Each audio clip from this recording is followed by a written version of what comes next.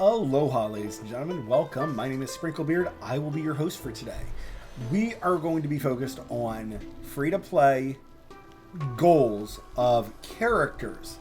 What character do I want to work on? Why are they good? Why are they bad? So on and so forth.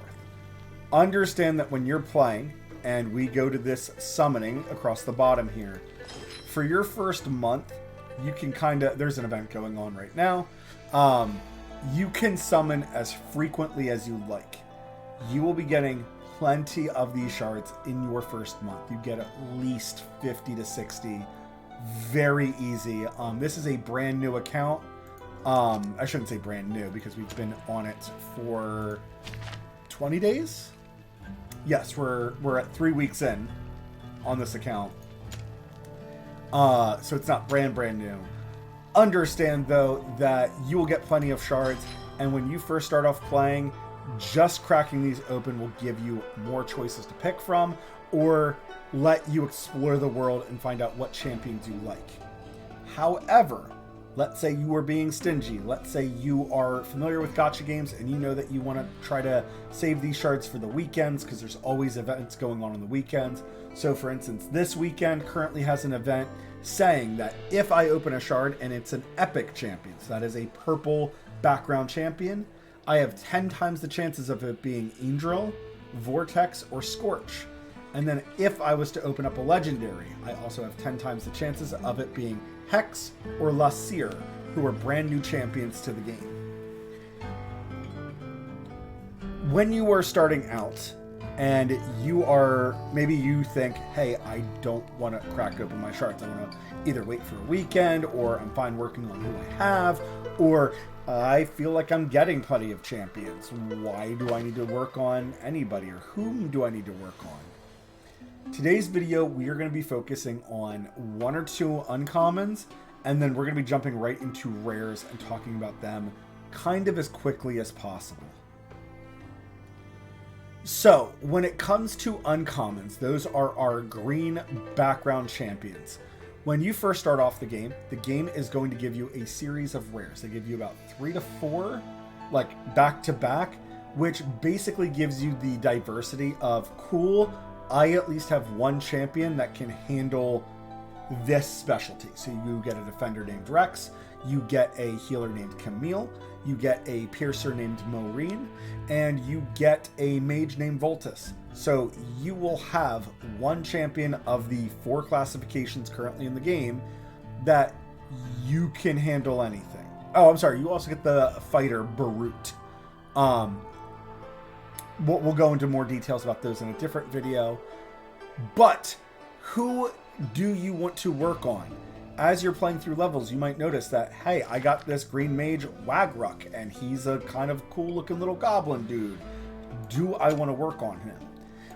One of the ways that we can kind of decide on this is by going into this showcase, like in the gallery, and seeing what we think of them in here. This lets us read through their skills. So deals attack deals magic damage to one enemy and inflicts them with the slow. And if we're not sure how much of a slow, we can just click on that red word. And most of the time, the red word will explain itself. So in this case, lowers their speed by 25%. And then most of the other times, their other skill is an ultimate or a passive of sorts. But increases attack speed by 50 for 10 seconds. I don't know if that's good or not. The more you play, you will get to understand the character's strength, their weaknesses, whether or not you want to work on them. But this should give you that basic idea. Block is how many units that they can stop from passing by them. In this case, it's kind of strange that his block is 1, because this is a platform champion and they actually don't block anything ever. So the block 1 here, a little strange to me. The cost is kind of a matter, is that as you start playing, your cost will regenerate 1 at a time for every passing second of you playing through that level. So you normally start off around 10 to 15 costs on any given level. There are certain levels where you start off with more. There's some levels you start off with less. But obviously, the lower the cost means the sooner you can get them out. Likewise, though, the lower the cost usually means the less power that they have. So you do try to have that balancing act of, yes, I want some that are a low cost, or maybe you're okay with that my characters are a little bit weaker because I get them out faster or I get out more of them more quickly. You'll want to gravitate towards the low cost. For me, a low cost is anything around 10. Most of the champions in this game are about 10 to 17 on average. I say on average because it just depends on what champion you're talking about. Anything above 17 is where you kind of start to get into your high cost. And then anything, I would say 25 and above, like 25 and the highest I've seen so far is 31. That's where you get to your very high cost. Like these champions, you're like, okay, if I summon you, you better carry me the rest of the game. With that being said, let's talk about some of the champions and why they are good. For uncommons, there is really only one uncommon consistently used amongst all the players, and I wouldn't even say that it's super common. But here it is Screef, this little red scarfed goblin. The big reason why is that when he throws his daggers at an enemy, he has a 30% chance to inflict a poison, and a poison does max HP per second damage to the target. Now, when you first start off the game, that's not going to be very impressive.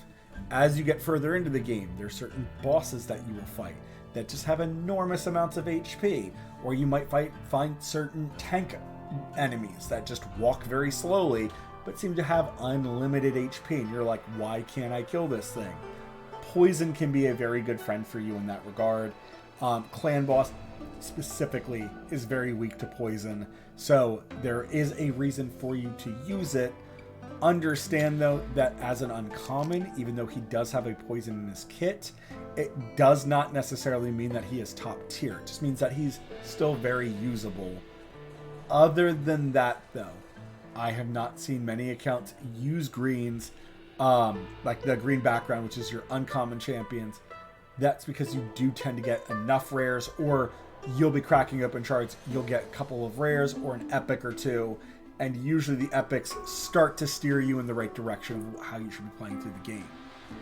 With that being said though, there are certain levels where you can grind for either EXP, or when you get to hard mode that you can grind for money, and those levels tend to drop a lot more champions than any other level.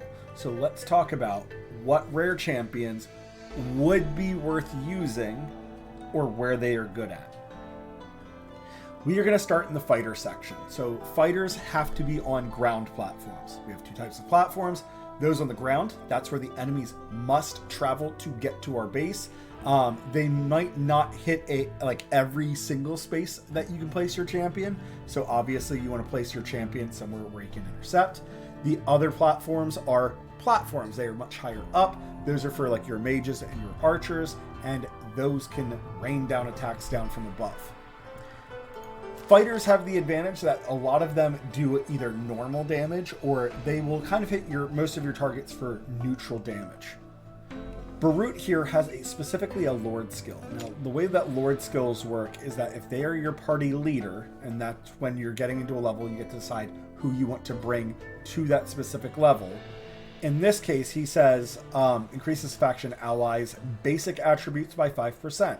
So if they have this symbol in the upper left-hand corner of their ID, so here Barut has it, if I back up real quick, none of these other champions here have it. So if I have to scroll up a little bit, here, Ein has it. So it is very clear to me what champions he would synergize with. And right now in the fighters, he's kind of like, he and Ein are really the only fighters that have it. If I go down to something like defenders, here we can see that Muriel has it, Rex has it. So there is clear identification for you to be like, oh, okay, a Lord, nice. But he increases their stats periodically, increases the damage of the healing multiplier, or increases damage and the healing multiplier by 10% for 20 seconds. The more faction allies there are in a team, the more frequently it takes effect. So if you wanted to stack this effect or make Barut his best, you'd want to have as many people from the same party with him, and that will benefit him. I just realized that if I go skill for skill, I would have to make separate videos for every character. So we are going to try to speed this up. If you guys want individual champions reviewed, let me know. Beirut is a lord. He's a decent fighter. He has the ability to push things back away from him. So if you need to stall things for time, he's a great staller of time.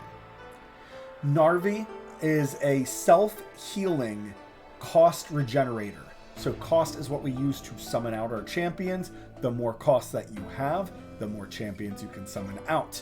So if you want somebody who generates you a whole lot of gold, I shouldn't say gold because gold is a resource in this game, somebody who generates you more cost so that you can summon more things out, Narvi is one of the best champions in the entire game to do it. She's only rivaled by like one other person. If you didn't want to use her, you could use certain other fighters like this gray champion here, or a lot of these hooded guys actually have cost regeneration as their ultimate as well, which usable. I wouldn't really encourage it because Narvi at least is 3 stars. You can use her kind of as a meat shield or to slow certain things down while generating cost until you do. Skulf here is a fighter. In the first 2 weeks, you kind of get an upgraded version of him. However, if you're trying to play and you don't have that first 2 weeks under your belt yet, if you're still in the first week, he is a good fighter. He is just designed to block a path, and then with his ultimate, he buffs everybody. He buffs up to 3 targets around him. He's not very often seen. The same even goes for Nash, even if you like fish people, and I think that this design looks amazing. I absolutely adore the way that it looks. He is an AoE attacker when he ultimates. There are reasons for all of these different fighters. What I really love about the game, some are AoE, so therefore they're not good at killing the single big bulky targets. Likewise, the characters that are designed for killing the big bulky targets, the single targets, they're not good at killing all the little spiderlings and little doggos that come running after you. It just depends on what you need. Dekrells is this interesting champion. He has the ability on his ultimate, I'm sorry, not his ultimate, it's his passive, that he can persist. He's unkillable for so many seconds. There is a strategy in Clan Boss where if you are not strong enough to break the Clan Boss's shield, when you get to Clan Boss you'll understand that jargon, but if you're not strong enough to break his shield in time, you can unsummon your whole party and let Decimus take the damage for your party. By doing this, you let your party die, but then they're able to respawn faster. So if you time it outright, you might have to take a practice attempt or 2. But you can use Decimus to kind of get around this big shielded attack because the shielded attack is on a timer. So all you need is just somebody to survive the attack. Decimus can survive everything. Next we have Barclay. So if you're really into the knights, he helps teach you about the concept of not always having to be the blocking unit. Sometimes it's perfectly fine to have him off to the side. Whereas we can see he can reach 2 squares. You might want to put him behind another target. And there's times where his damage, this extra 20%, is a very meaningful number in this game. Like every 5% matters in this game. Orgul, he is good for big, heavier damage when he ultimates. It feels very satisfying to use him. And obviously he's got this big old clunky looking mace that has jiggle physics, which I absolutely love. It's a shame because I love the orcs. Admittedly, he is very good for when you first get him, but after the first week, admittedly, you're probably not going to use him unless you like fighters. So if you like fighters, he's worth investing into. Otherwise, I would stay away from him. Rutu is just like Narvi, except that he is automatic. He is also not a stupid little dwarf. So if you're like me and you like this lizard people faction, which I think they look great, he is fantastic for regenerating cost. He is very similar to Narvi. However, Narvi does out-handedly outdoes him and pretty much every other cost person in the game except for one that I'm aware of at the time that I'm recording this. Shalor, she's got 2 axes, so her big mechanic is attacking very quickly, and for a whole lot of damage. She kind of enters in enraged mode. She is a good enough champion. She is very worth using, again, if you like fighters or if you like this orc tribe. She will absolutely, you know, do her thing. She will do tons of damage if you equip her properly, and she kind of is sacrificing all of her defense for that damage. So if you put a healer on her, she will output amazing potential damage. Doradel represents characters that want to live longer. So his whole thing is that he can lifesteal back his HP once he's summoned, and you can kind of use him like almost like a grenade. You would throw him right in on front of the enemy or right on top of the enemy, and then he will attack them, and he'll also heal a whole bunch while keeping them in their place.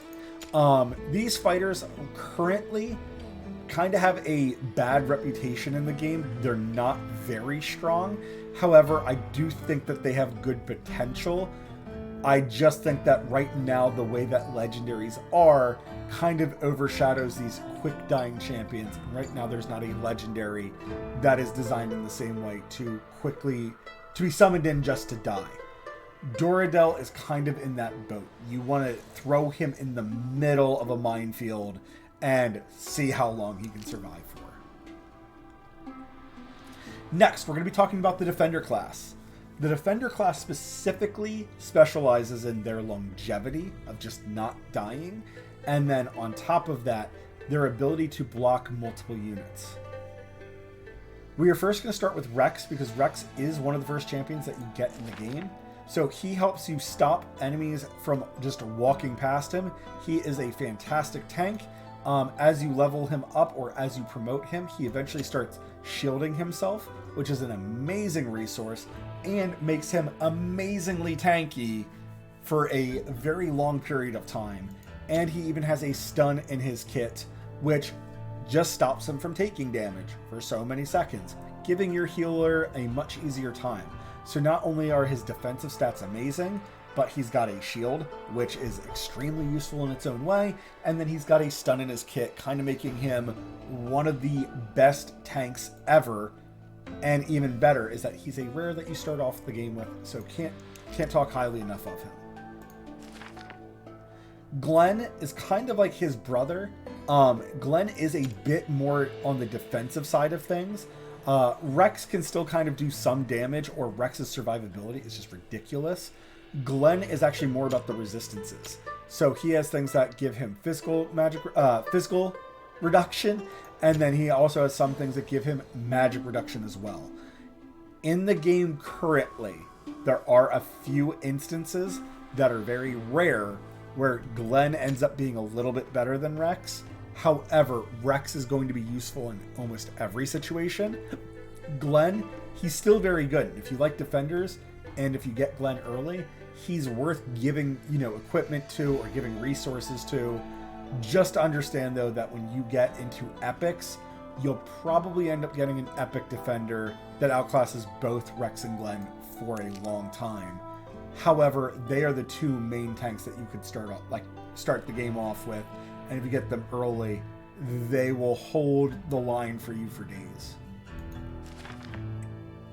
Here we have Dagna. Now, she is a lord of the, kind of the Viking tribe in this game, the heroes of the north, if you will. They get a shield effect based upon their max HP, and the shield just kind of constantly refreshes. It has its own animation in the game, which is kind of cool.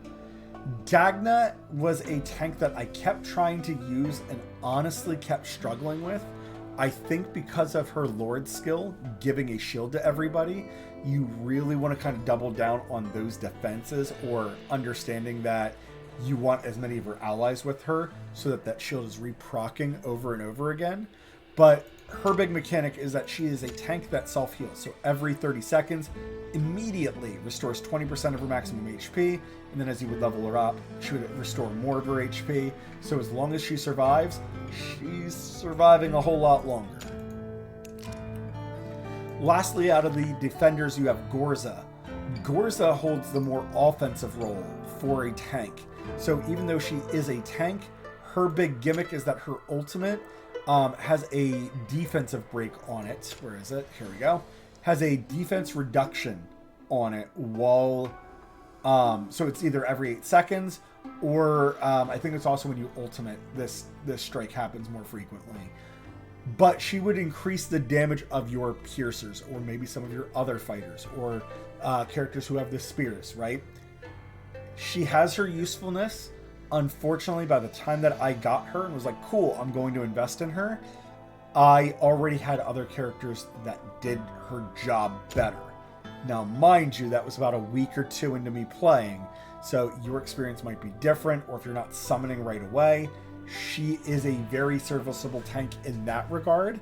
However, it is every 8 seconds, so it's not like it's going to be every attack, which after a couple of days, you get champions that do that with every attack. Marksmen. Marksmen are specifically designed for killing off your enemy flying units. You first start off with Marine. Marine is very, very valuable when you first get her. She has a good kit.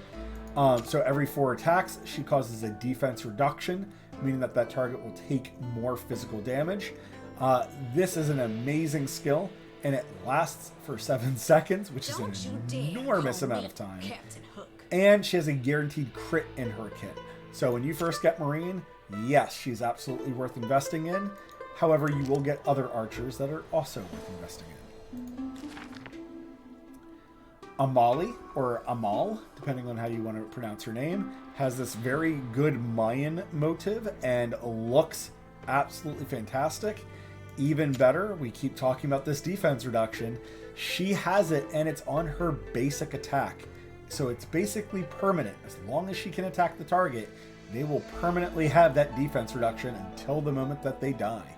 Even better, since she's a marksman, she has a much broader range of being able to hit, and because it's on her basic attack, means that she can upkeep it non-stop. This can also help you take down much bigger enemies. So if you do feel like you're struggling to take down certain enemies, this can be a very, very valuable champion for you. Same thing for like things like Guild Boss. Having something like that reduces the defense of the target and it's on a basic attack means that as long as you keep her alive, the boss is going to be constantly weakened, which means that the rest of your team's doing more damage. Cuke is kind of considered one of the best rares in the entire game, and it's honestly just, again, because he has a poison. Poison in this game does max HP damage, which is extremely valuable the tougher the opponent you go up against. When you first start off by playing the game, you're not going to need poison pretty much at all. If you still like little goblins though, he's still worth investing into. However, the further into the game you progress, and once you unlock clan boss, or once you join a clan, his poison becomes a very, very valuable tool. His ultimate is a guaranteed poison and can bounce and hit up to 4 targets. So there's times where you might be fighting a wave of big, bulky tanks on the enemy team. Well, his bouncing arrow can make quick work of their HP very quickly. And then he even has a trap that if one of them steps in the trap, they are immobilized and poisoned. Poison currently in the game is a very rare skill. It is not common. Right now, only a few goblins have it, and then a few other characters have it as like a secondary effect. But it's not necessarily like the guaranteed effect. It's not the huge point of their kit. So understand, Cuke is kind of one of the most amazing rares because he's so easy to obtain, because he's a rare, but also because he's a rare, his poison's actually pretty reliable. Drogo is one of the best AoE archers that you can get. His cost is a little bit high at 23, so don't necessarily expect the world of him. And then because he's an AoE archer, they do have his damage lowered a little bit. The tooltip here does say that he attacks up to 10 enemies. However, that's only during his ultimate. Through numerous testings, and on this account, we were trying to make him into a god. We were using him first and trying to make the most out of him. It is clear that he only attacks up to 3 enemies on his basic attack. I think it's during his ultimate that he hits up to 10 enemies. That was pretty consistent from when we used him. He is amazing, though, at AoE targeting, and his attack range is actually one of the largest in the game. Very few champions have the same amount of reach, like the length of whenever you place him. So there's times where he can constantly be peppering down 1 to 2 lanes or an enormous field of coverage. So he has an amazing use in this game. However, he is one of the most expensive champions that you can get. Lucas is, again, probably one of those archers that is the best that you can get. His kit is about slowing down enemies, and it leaves an icy fog on the battlefield, kind of like an ice puddle, if you will, that slows down the enemies that walk through it and damages them. His kit is amazing. The only issue with him is that, and this is kind of a good problem and a bad problem. The good problem is that the rage requirement for him to use his ultimate is extremely low, meaning you will constantly be using his ultimate. Equally, he says something every single time he ultimates. And if you do not like the banter of the game, if you do not like little chatty goblins, he can get pretty annoying really fast. However, I love his design. I like the color scheme of him for him being a frost archer. Every game has to have a frost archer. He does an amazing job of being a frost archer, and he is part of the cultists. The cultists, they kind of need something for that early game. There's a lot of times where cultists are like 17 cost and above. So having a cost of 10 and the fact that he slows things down does make him extremely valuable. And if you get him as an early enough piercer, and let's say you didn't have any other epic piercers, he can save you a lot of time. Him and Marine could absolutely do some devastating work together. We're on to the healers. So the healers, you start off with Camille. Camille is a fantastic healer, and her big gimmick is that she can provide a shield effect onto targets. And shield effects have their own place in this game. Some enemies only they do massive damage to you unless you have a shield on. So she can be very good for that reason. However, just like all the rares in this game, I would encourage that once you get a better version, or once you see that you have access to a better version, you'll understand what I mean by that sentence when you get to that point. You definitely do want to upgrade though. Next we have Aaron. Aaron is kind of unique because if you see his placement here, he actually hits behind him. There's a couple of levels where that gimmick ends up being very valuable, or wanting to place him in very odd positions compared to Camille lets you heal in a little bit of a different way. The other huge thing about Aaron is that he can heal up to 2 allies in range. So his healing isn't really diminished, and he can heal multiple targets at the same time. It is true that all healers will attempt to heal everybody in their AoE range. However, some healers, like Camille, have to pick one target at a time. So they'll prioritize the character who has the least amount of HP or the least percentage of HP. Aaron has the advantage that, cool, he can heal multiple people at the same time.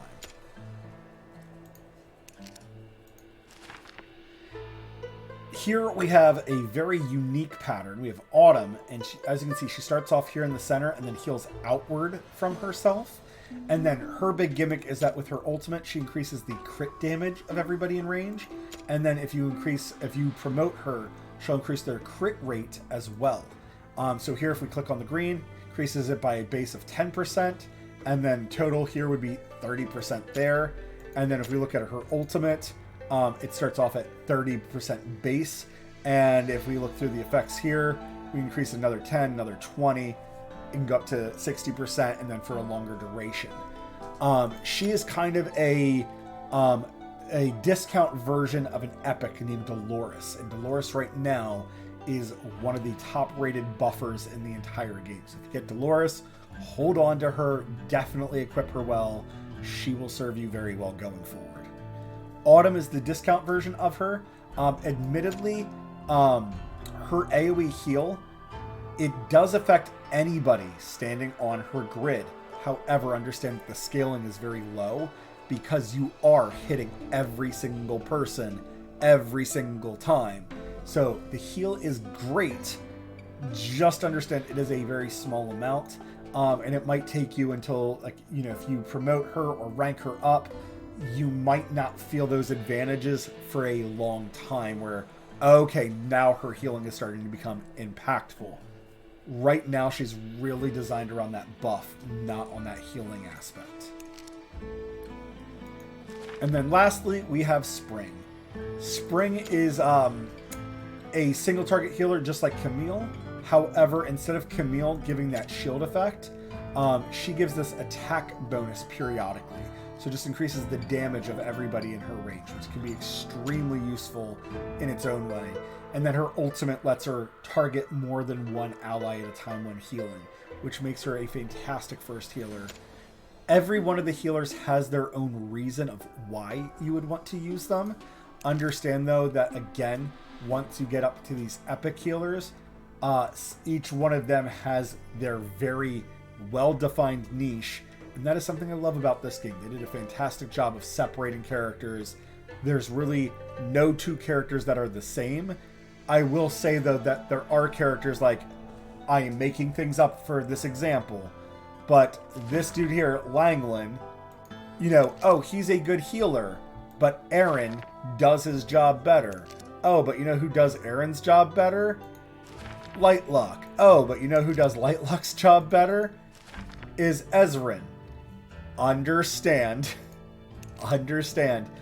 There are a bunch of champions where the legendary version, you can see the trickle effect of a couple of different champions that, okay, this champion was based off of this legendary, or might have been the vice versa, right? They start off with this hero, and then as they were designing legendary champions, they're like, okay, we need a legendary healer that does this rare's job, but a whole lot better. It is good design, though. I will admit, I love the design of all the champions and the power scaling. When you go from a rare to an epic, you definitely feel it. And when you go from an epic to a legendary, you absolutely feel it. Lastly, we have the mages. Each of the mages, there's 4 here. I'm going to talk about them a little bit more in depth. Each one of them has their own advantage and has their own reason of why you want to build them. So we start off the game with Voltus. Voltus has this amazing skill that when he throws out his basic attack, Lightning, it'll bounce up to 3 targets.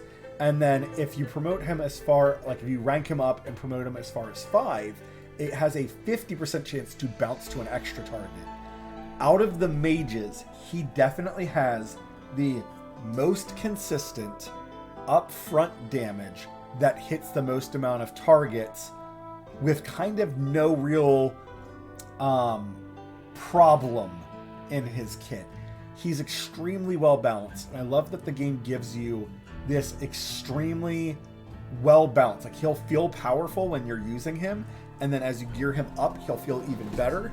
And as you level him up and as you spend resources on him, he'll feel super amazing. The other mages do different things than him, which I find perfect because it makes you think and feel differently about each one. Each one feels wildly unique from the next one. So next we're going to talk about Nero. Nero is a lord of the cultists. Increases faction ally attributes by 5%. Increases faction ally damage dealt to enemies inflicted with stun, freeze, immobilize, and other control effects. So Alucas, who we mentioned earlier, has a bunch of slows in his kit. He would help hit this requisite, and Alucas was a cultist, which Nero would synergize with. What's even better about Alucas and Nero specifically, Alucas had the cost of 10. Nero has one of the highest costs in the game here at 29. Now, does this mean his kit is stupidly amazing for 29? Kind of. So his big thing is he can hit a lot of targets all at the same time. I love Nero's design. I think he looks amazing. I think he sounds amazing. And when you use him, he does feel amazing. If you gear him up, so I had geared up my Nero alongside of Voltus because I love AoE mages, they felt great playing hand in hand together. I usually would summon Voltus out, like, earlier to kind of hold off most of the troops. And then I would summon Nero out kind of as the late game finisher of, cool, no matter how big the wave gets, Nero is going to nuke them down. For Gear Raid 1, Nero served me so incredibly well. He was nuking down tons of things. So his basic attack hits 5 enemies. So again, Voltus starts off by hitting 3 enemies, whereas Nero, his base attack, he throws it out, and like a fireball, it just expands until it hits 5 targets. His ultimate takes that up to 10 targets, and it feels phenomenal. Even better is that Nero has an attack steroid in his kit, so just randomly you'll see him holding fireballs, meaning he's doing more damage during this time, right before he throws them out at the enemies. However, his enormous cost is definitely a giant hindrance and makes him very difficult to use. So make sure if you are planning to use him, you either have defenders that can hold the line for a while, or you have other means to either slow down or kill off very simple enemies, because Nero's specialty is nuking down everything, not nuking down one thing. And especially fast enemies, Nero can struggle with as well. I am going to skip over Sorzus for the moment. We're going to talk about the last of the AoE mages, and Gonkba. Gonkba is somebody that I really enjoyed on my first play. I really like goblins from like Magic the Gathering. So this goblin just, it hit the right notes for me. And he's earth magic, and I am especially attached to earth magic when it comes to games and fantasy and blah, blah, blah. With that being said, he offers more control than the other characters. He can offer a slow when he ultimates. He'll generate spikes that stay in the location for a little bit. Any enemy walking across them, kind of like caltrops, slows them down and hurts them a whole bunch. He is fantastic. His cost is 24, which is still in that kind of like your high range, but not oppressive like Nero. So if you want to try somebody out who has good potential, Gonkba can be great. However, Gonkba's ultimate is on auto, meaning you don't have control of when he uses it. So to get him to use it more frequently, you want things like Rage Regen, or you want him killing off as many enemies as possible. His basic attack is just a very small AoE. It will hit everything on the square. I'm sorry, it only hits one enemy. That's weird. It says it deals AoE damage.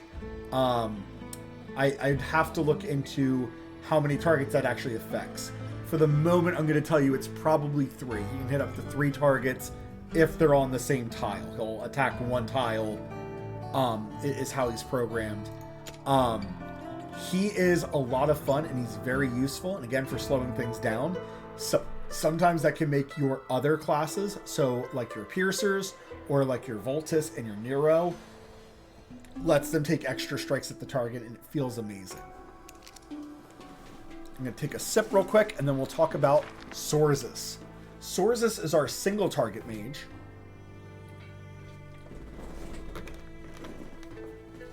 And he specializes at execution.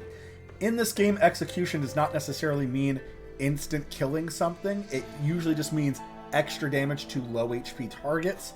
Sorzus specifically has the advantage that he starts off hitting targets at 30% HP. Well, when you fully upgrade his skills, it gets up to 40% HP. So, basically the moment they lose a little bit more than half life, he is going to start doing a lot more damage to pick those targets off. This is also especially good because if he's attacking targets that already have a low HP pool to begin with, it's 1 to 2 attacks and they're dead. Or if they get past your AoE mage with a little sliver of health, Sorzus is going to pick them off no problem. Also, I think he has a incredibly great design. I think he looks phenomenal, so there's always that as well. All right, ladies and gentlemen, that is it for the rares and the uncommon champions. Again, I want to encourage you, play with the characters that you like. If you think that they're fun and interesting, or if they are your style, play with them, give them gear. It feels amazing. And then as you get more champions, you can start specializing or start really focusing in on other things that you care about. Thank you very much for watching, and until that next time, dots out.